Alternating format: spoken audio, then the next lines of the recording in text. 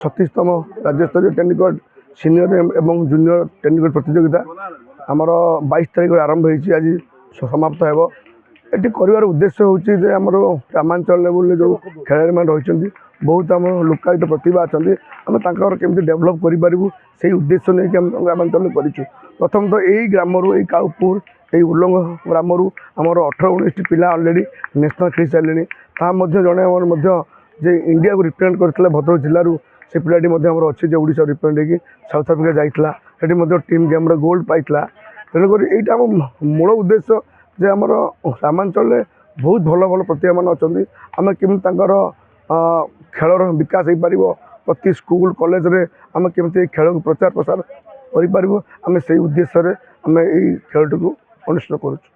आग जहाँ जो मैंने खेलुते रिंग बॉल कहते से हूँ टेनिकट नुआ ना देते आर प्रसार जूनियर जो डिविजन जो खेल स्कूल गेम रे अंतर्भुक्त होती जो माने जो खिलाड़ी माने कृतित्व अर्जन करेंगे सर्टिफिकेट पाइबे से जहाँ आमर स्पोर्ट्स पॉलिसी अच्छी स्टेट्र से चाकरी क्षेत्र एडमिशन क्षेत्र में अग्राधिकार पाइबे।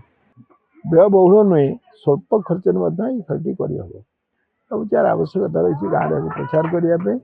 आज काउपुर भली जगार ये कार्यक्रम भद्रक जिले होशार मीट होती अन्य जगह निश्चित अधिक लोक पाखे पहुँची पार ग्रामांचल आर प्रसार हम।